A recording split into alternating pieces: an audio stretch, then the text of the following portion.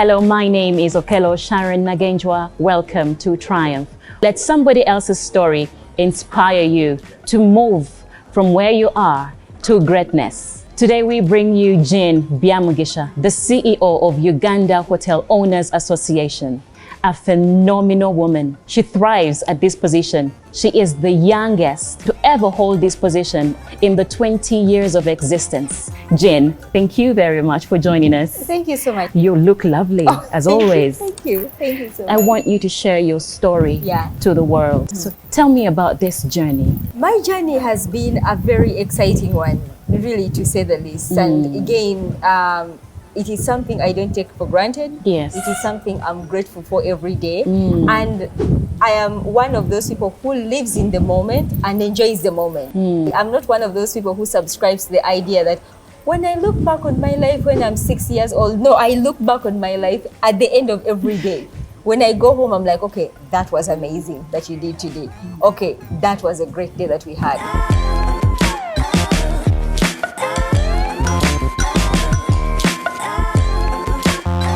This position, Yes. CEO, Yes. 35 years old.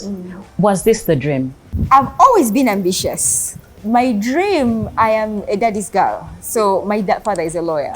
So I grew up always wanting to be a lawyer. But when we were young, I remember watching a program on CNN called CNN Hotspots.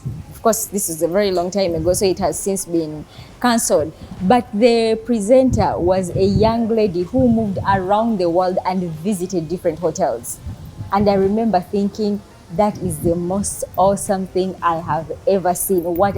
Somebody gets paid to stay in hotels, to enjoy all this beauty. So that always stuck at the back of my mind. I was admitted to the University of Kent at Canterbury in the UK. I was admitted to the Kent Law School. But before I left, my young sister got cancer.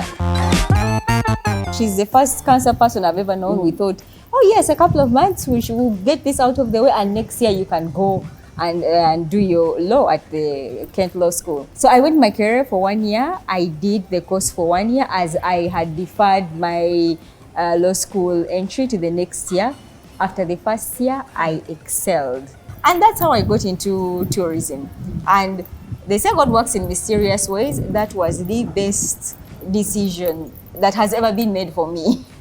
And I haven't looked back since. Looking back on your journey, would you say that that shaped you today? Absolutely. I think, first of all, doing a course that I really wanted, having the support of family. I live in a very nucleated family, a father, a mother, and 4 siblings. And we've always been us against the world, having each other's back. So even changing of a course, even my sister getting sick, it was always a no-brainer. She's priority, or you can be able to do this, or if you change a course, you really have all the support you need. So yes, it was a host of factors that did make me who I am today. But largely for the most of it, it has been a very amazing. Taking up this position, what are some of the challenges that you have overcome?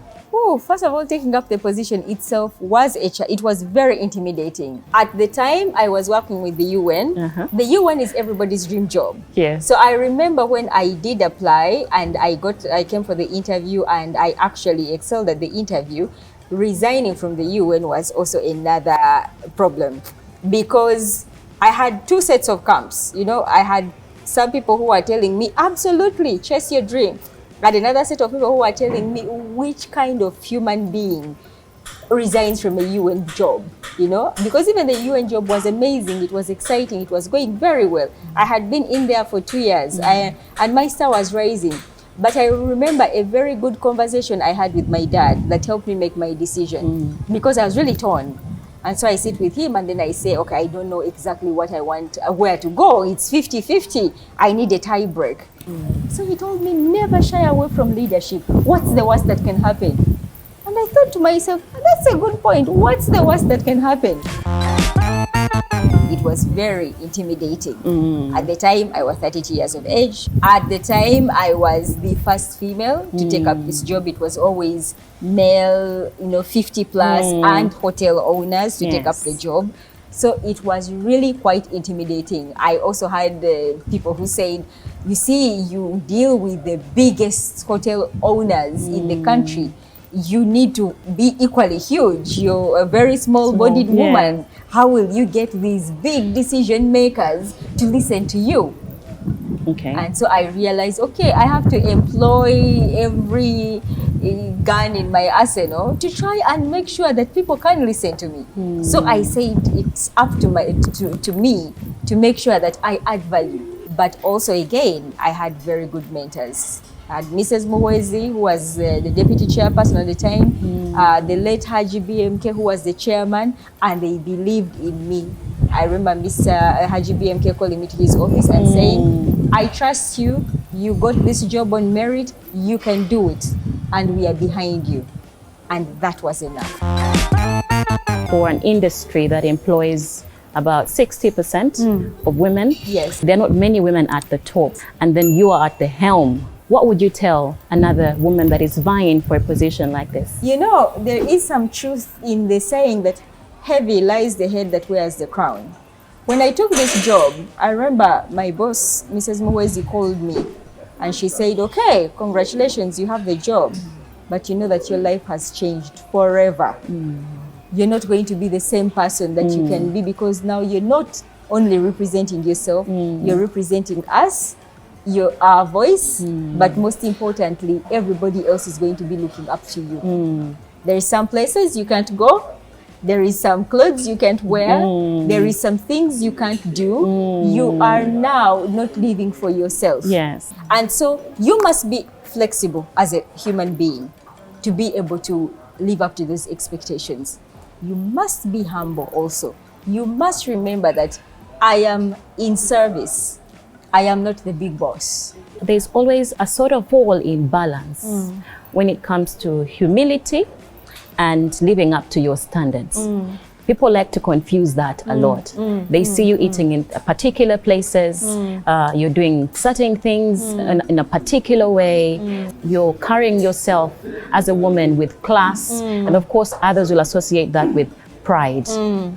How do you strike a balance between being humble and trying to show the world we need to be humble, but at the same time you're holding your standard?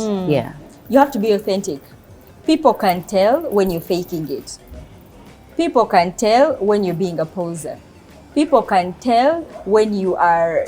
There's a very thin line between humility and an inferiority complex. You can be humble with class, you know, and you can have an inferiority complex, which are completely two different things. There is one that elevates you, there's one that makes you a pushover. Is what makes you you. But most importantly, you have to remain true to yourself. Just because I know that I represent the Hotel Association and therefore I cannot be found eating in chikumi, doesn't mean that I do not enjoy it. I can still go there and do it with class, you know? It doesn't mean that I now need to break the bank because I'm the ED of the Hotel Association. I only eat from Serena. Absolutely not. You need to be authentic, and people are very plugged in. People can tell when somebody is faking. People can tell when somebody is being authentic, and people are naturally drawn to authentic personalities. Like they say, you can fake the words, you can't fake the aura. You can always tell. Energy doesn't lie. And for me, I always say, go from energy. All my decisions, I always tell people, I always know the answer. I go off people's energy. If somebody comes into my office and I feel something is off, I won't try to convince myself otherwise. Rarely do I change my mind because I already know my answer that is authentic to me. You hit something on being a quick decision maker. Yeah. Are you an impulsive person? I actually am not, and I think it is something that I've had to learn along the way. I was always an emotional decision maker, you know, where I could easily be manipulated by someone's tears or this or that. And then because I realized that I was being taken advantage of, then I shifted. I said, okay, now I think I'm being manipulated. Yes. And then also that didn't suit to my personality, like I say, to my energy. But I have now, I can say, learned to balance. There's some situations for me that call for an emotional decision. There's some situations that call for hard facts. I'm sorry, but this sounds like a you problem because of A, B, C, D. Okay. But then I've also managed to see how I can be able to balance, to be fair. Okay. What I always pray for is for the wisdom to be fair in all my decisions. With you in this top leadership position, it comes with a lot of pressure. How do you maneuver it? Pressure will always be there on any stage in your career.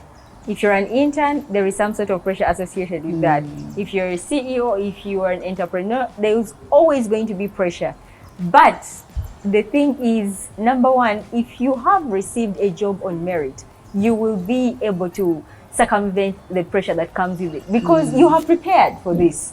You've read, you've practiced, you've been trained for this. So for me, there has been, this job has got a lot of pressure. There's no doubt about that.